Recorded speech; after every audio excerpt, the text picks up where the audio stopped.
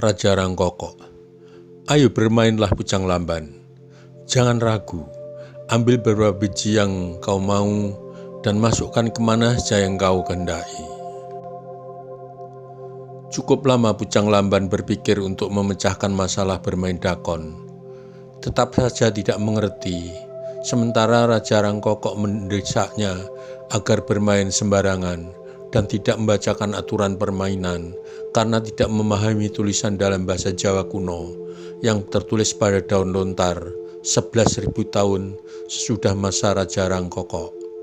Maka dengan setengah enggan, Bujang Lamban mengambil 4 biji dakon dan masukkan di lubang 1 dan lubang 2 masing-masing 2. Seketika terdengar deru angin masuk ke dalam ruangan, dan tanpa sadar Bujang Lamban telah berubah menjadi manusia berkepala sapi dan masih berpikir bagaimana memainkan. Karena jenuh ditutuplah dakon itu dan diserahkan kepada Raja Rangkoko kembali.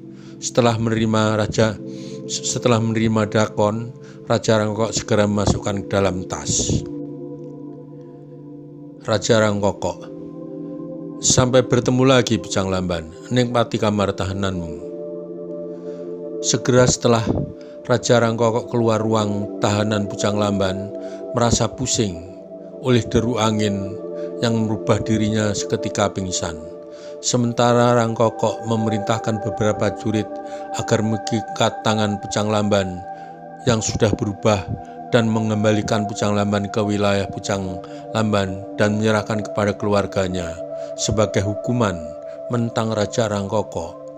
Segera setelah siuman, Bujang Lamban melihat bayangan dirinya dari sejenis logam telah berubah menjadi manusia berkepala sapi. Semakin terkejut bersamaan dengan beberapa prajurit bersenjatakan pedang masuk memegang erat tangannya untuk diikat dan memberitahu akan dikembalikan kepada keluarganya. Setelah berhasil memperdaya kepala suku Bujang Lamban, kini Raja Rangkoko mengunjungi kamar tahanan kepala suku Kebunggaru yang telah menyerah karena kalah perang, yang bernasib sama dengan kepala suku Bujang Lamban karena menyalahi aturan permainan yang telah tertulis di daun lontar dengan tidak membaca aturan permainan terlebih dahulu karena tidak ada yang mampu membacanya aturan permainan. Tak ubahnya permainan yang dijalankan kepada kepala suku Bujang Lamban, kini giliran kepala suku Kebunggaru telah mendapat hukuman berubah menjadi manusia berkepala kerbau. Sedang bagi para prajurit yang menyerah dan tertawan telah berubah menjadi manusia berkepala kambing, demikian banyaknya dan dikembalikan kepada masing-masing keluarganya. Hukuman demikian tentu membuat orang menjadi jerih mendengarkannya dan membuat Raja Rangkoko semakin ditakuti lawan. Memastikan kesetiaan Yan dan Yun. Setelah mendapatkan kemenangan dengan mudah dengan cara menyebarkan desas-desus bahwa Raja Rangkoko yang sakti dengan padang wasiat pemberian ayahnya yang gemar berperang merebut wilayah lain, ditambah Raja Rangkoko yang dapat merubah dirinya menjadi kembar 3, maka wilayah-wilayah kecil direbutnya dengan tujuan ingin mempersatukan wilayah Talatingkana. Bahkan ada sebagian wilayah kecil yang bergabung takut diperangi. Namun di balik tujuan mempersatukan wilayah tersembunyi tujuan ingin menjadi kultus individu sebagai dewa sesembahan bumi Atlantikana. Kini dibantu oleh kepala suku Sanggalangi dengan mengirim pasukan yang memiliki adat istiadat dan bahasa yang sama, kedudukan Raja Rangkoko semakin kokoh. Setelah 3 wilayah Sanggalangi, Bujang Lamban dan Kebunggaru berhasil dikuasai dengan mudah dan menghukum pemenentangnya dengan mubah sebagai manusia berkepala binatang.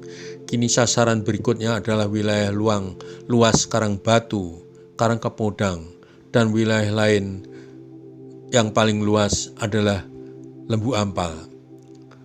Raja Rangkoko. Paman Patih Ranggayung. Menurut Paman, wilayah mana lagi yang harus direbut untuk mempersatukan wilayah Atalatingkana? Patih Ranggayung. Raja Rangkoko yang agung sesembahan bumi Atlantikana.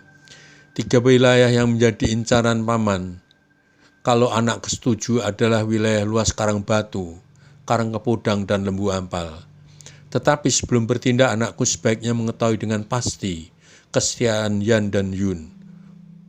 Walau Sanggalangi menyanggupi akan mengirim pasukan.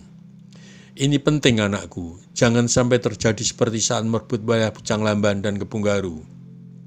Saat Yan dibokong oleh seorang pemuda Pucang Taryono Pekik dengan cekian yang mematikan, Yan mampu menjatuhkan diri dari kudanya dan membalas cekian yang mematikan, kemudian membanting lawannya.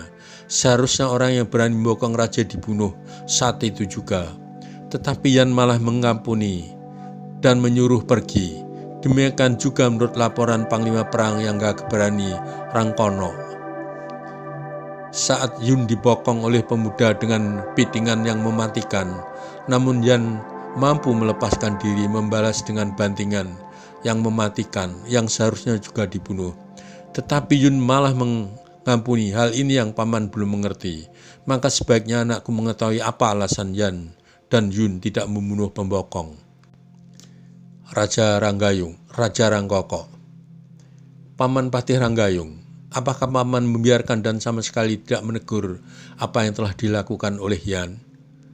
Patih Ranggayung, anakku, paman maupun Rangkono tidak berani menegur di depan para prajurit. Takut kalau memanfaatkan rupa Yan dan Yun menjadi Raja Rangkoko diketahui. Sementara tujuan kita mempersatukan wilayah bumi Atlantikana belum selesai. Maka paman juga Rangkono sengaja membiarkan, walau hati paman sangat gundah. Raja Rangkoko, apa yang aku lakukan paman terhadap Dan Yun? Apa aku harus singkirkan paman? Patih Ranggayung, tidak anakku. Tujuan kita belum selesai. Dan Yan dan Yun masih kita perlukan. Perlakukan dengan baik sepanjang masih diperlukan. Hanya paman ingin anakku bertanya kepada Yan dan Yun alasan tidak membunuhnya dalam peperangan. Tetapi harus diingat, pertanyaan anakku jangan sampai menimbulkan syak wasangka. Raja Rangkoko, baik paman, segera aku akan lakukan. Sekarang juga kita ke sana bersama paman. Kita selesaikan dengan Yan dulu, baru kemudian Yun. Beberapa saat kemudian Raja Rangkoko dan Patih Ranggayung berkuda ke tempat tahanan Yan, dan segera dibuka pintu tahanan yang tidak ubahnya tidak mirip tahanan. Raja Rangkoko, selamat Yan, apa kabar setelah pasukanmu berhasil memenangkan perang untuk mempersatukan bumi Atlantikana di bawah kekuasaan Rangkoko? Semoga kamu baik-baik saja. Yan, silahkan duduk Raja Rangkoko dan Patih Ranggayung. Terima kasih atas ucapan selamatmu. Aku baik-baik saja. Raja Rangkoro yang agung, yang juga selamat atas kemenanganmu mendukkan Sanggalangi. Apa yang akan bisa aku bantu sekarang? Apakah aku bisa mengunjungi saudaraku? Raja Rangkoko, terima kasih Yan. Ada sedikit ganjalan yang harus diluruskan bagi paman Patih Ranggayung, yang menurut penuturan Yan tidak membunuh seorang pemuda yang telah membokong dalam peperangan dan malah mengampuni. Bisa menjelaskan kepadaku Yan, kenapa tidak kau bunuh saja agar di kemudian hari tidak menjadi batu sandungan? Tentu ini dendam atas perlakuanmu. Yan, tidak Raja Rangkoko. Perang tidak harus membunuh bila tidak perlu. Apakah untuk menguasai wilayah harus berperang yang akan menimbulkan malapetaka dan kehancuran? Orang kehilangan bapak atau ibunya. Berapa banyak prajurit Rangkoko yang terbunuh, seperti wilayah Rangkoko yang lebih maju dan wilayah sekitar seharusnya tidak berperang memperebutkan wilayah. Dengan kemajuan wilayah Rangkoko, seharusnya Rangkoko membuat perang lebih modern. Perang yang lebih modern adalah menguasai sendi-sendi perekonomian suatu wilayah, bukan membunuh manusianya. Kemajuan yang telah dicapai Rangkoko seharusnya ditawarkan kepada wilayah lain, agar tergantung dengan Rangkoko. Katakan saja misalkan Rangkoko sudah menguasai bagaimana membuat lampu penerangan yang wilayah lain belum mampu. Seharusnya wilayah yang digunakan untuk menjual hasil yang telah dicapai Rangkoko. Bukan tidak mungkin ada penemuan lain di bumi Rangkokok yang mampu dijual ke wilayah lain yang membutuhkan. Kalau aku melakukan pembunuhan, berarti Raja Rangkokok akan semakin banyak musuhnya. Padahal pemuda yang membokong pun belum tentu dapat dikalahkan oleh orang biasa yang hanya mampu berkelahi saja. Juga kalau aku membunuh pemuda itu, Raja Rangkokok dianggap kejam, pasti akan sulit mempersatukan wilayah bumi Atlantikana.